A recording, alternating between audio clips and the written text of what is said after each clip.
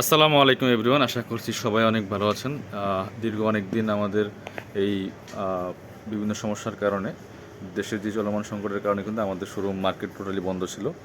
16 তারিখ থেকে টোটালি আপনার হচ্ছে 23 তারিখ পর্যন্ত বন্ধ ছিল। আমরা গত 24 তারিখে মার্কেট খুলছে। সো আমরাও শেষে সাথে কিন্তু দোকান খুলে ফেলছি এখন।